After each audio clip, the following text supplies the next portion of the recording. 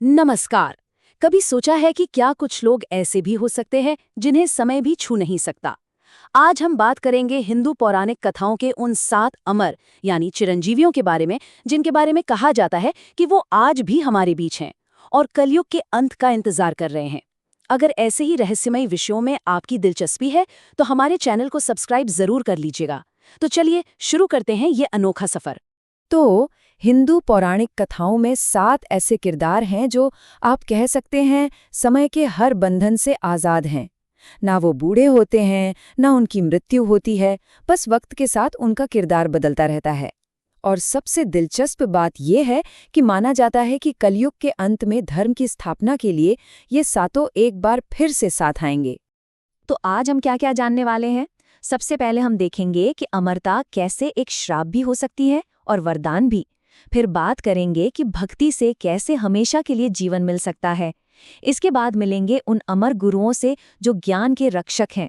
और आखिर में इन सब को जोड़कर देखेंगे कि भविष्य के लिए क्या भविष्यवाणी की गई है।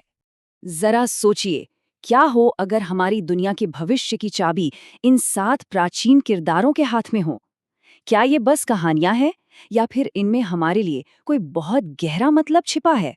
चलिए इसी रहस्य को समझने की कोशिश करते हैं। तो चलिए सबसे पहले अमरता के 2 बिल्कुल अलग-अलग चेहरों को देखते हैं। हम 2 ऐसे लोगों की कहानी जानेंगे जिनके लिए अमर होना बिल्कुल अलग अनुभव था। एक के लिए ये कभी न खत्म होने वाला दर्द बना, तो दूसरे के लिए एक बहुत बड़ी जिम्मेदारी। इस कहानी की शुरुआत होती है एक श्रापित योद्धा से, गुरु द्रोणाचार्य के बेटे अश्वत्थामा। उनके लिए अमरता कोई वरदान नहीं थी, बल्कि एक ऐसा भयानक श्राप थी जो उन्हें युगों युगों तक दर्द देने के लिए मिला था। देखिए, महाभारत के युद्ध में जब अश्वत्थामा के पिता की मृत्यु हुई तो वो गुस्से और बदले की आग में जल उठे। उन्होंने धर्म की सारी सीमाएं तोड़ दी। रात के अंधेरे में सोए हुए पांडव शिविर पर हमला किया और हद तो तब हो गई जब उन्होंने उत्तरा के गर्भ में पल रहे अजन्मे बच्चे पर ब्रह्मास्त्र चला दिया। ये उस समय का सबसे खतरनाक हथियार था। ये एक ऐसा पाप था जिसकी कोई माफी नहीं हो सकती थी। और इसी पाप की सजा के तौर पर भगवान कृष्ण ने अश्वत्थामा को एक भयानक शाप दिया। उन्होंने अश्वत्थामा के माथे से वो दिव्य मणि निकाल ली और उसे एक ऐसा घाव दे दिया जो कभी नहीं भरेगा। मतलब ये एक ऐसी अमरता थी जहां जिंदगी मौत से भी ज्यादा दर्दनाक बन गई। लेकिन कहानी यहाँ खत्म नहीं होती है, ये बहुत दिलचस्प है। श्रीमद् भागवत पुराण में लिखा है कि जब कल्कि अवतार का समय आएगा तो यही अश्वत्थामा उनके पास जाएंगे।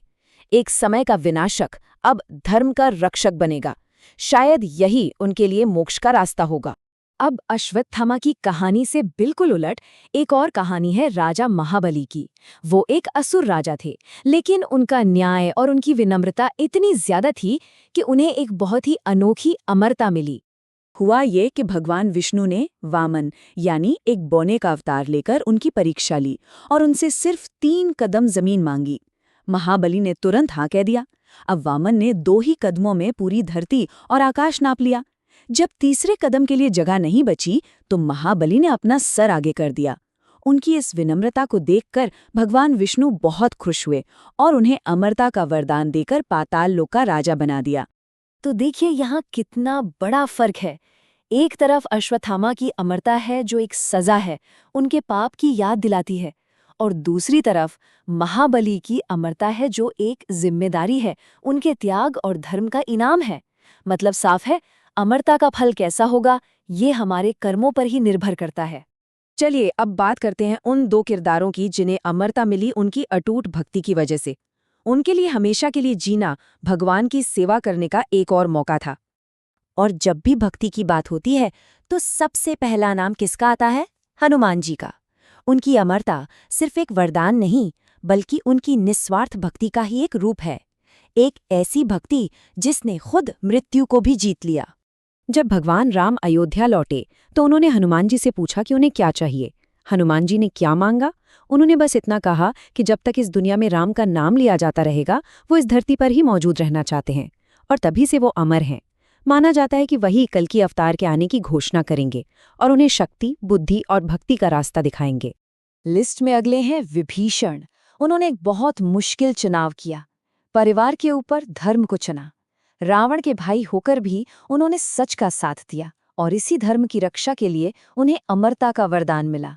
जानते हैं विभीषण ने ब्रह्मा जी से क्या मांगा था? कोई शक्ति नहीं, कोई राज्य नहीं, बस ये वरदान कि उनका मन हमेशा धर्म के रास्ते पर चले। और इसी गुण की वजह से भगवान राम ने उन्हें लंका का राजा बनाया और अमर होने का वरदान भी दिया।